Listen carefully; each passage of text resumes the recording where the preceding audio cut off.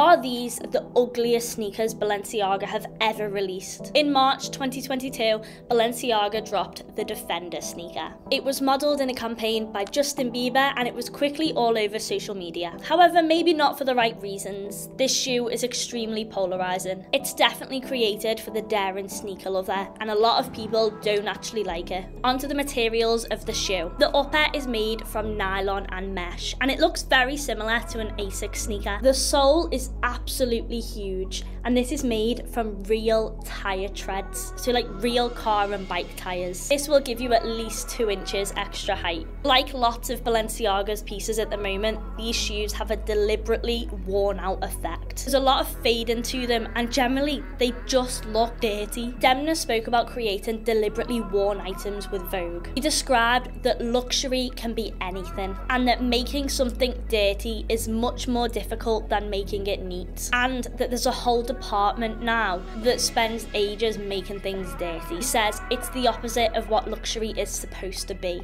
but he doesn't agree with that. Back to the design on the shoe. It features the EU shoe size both at the front and the back, and you can buy this shoe in 5 colourways. There's the OG colours, the black, the grey and the beige. Then they released a white pair with the black accents, and just last week they dropped a pair in dark green. Although at first the Defenders do look extreme, they aren't as otherworldly as you may think. The sole is huge and it does give an elevation that's higher than all of Balenciaga's other sneakers so far. But the upper and the monochrome colourways are relatively tame by Balenciaga standards. Let's talk about how comfy the shoes are. As I said, the sole is huge, therefore it adds a lot of cushioning underneath your foot. Walking in these is like walking with a ball under your feet. It's definitely an odd feeling, especially because you can roll back onto the ball, but they are actually extremely comfy and they definitely add a bounce or a spring in your step. The other indication of comfort is how heavy the shoes are. Now, we're going to compare them to the Triple S here. The Triple S weigh 900 grams while the Defenders weigh 820. Therefore, the Defenders are much lighter, making them much comfier. The difference in the sole of the shoes does add to the comfort of the Balenciagas as well.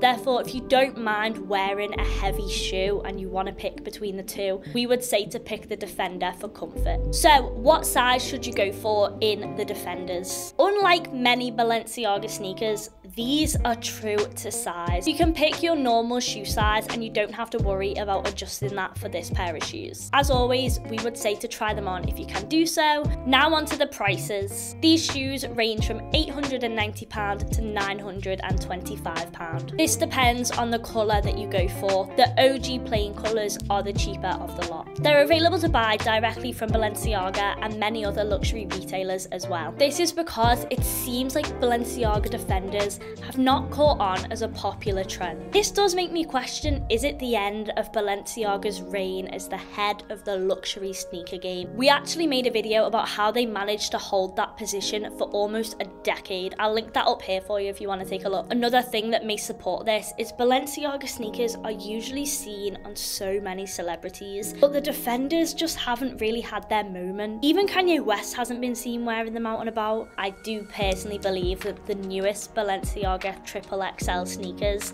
that were just shown on the runway at Fashion Week do have the potential to become a trend, but you can hear more about my trend predictions in our upcoming video, which I'll link here once we've made that. All in all, would we recommend the Balenciaga Defender sneakers? We keep it real here and I'm gonna say no, I don't recommend these shoes. They're an extremely high price point and unless you're obsessed with the design, they're just not worth it. For the same price point, there's so many nicer options on the market. Let me know your thoughts down below and if you agree with me there or not, and if you like the shoes. Be sure to subscribe to us for more luxury fashion content. We do post new videos on YouTube every single day. We also post polls on the community tab of our channel. This allows you to get involved and share your opinions as well. Make sure that you turn all of our notifications on so that you can stay in the loop of life at Luxe. Bye!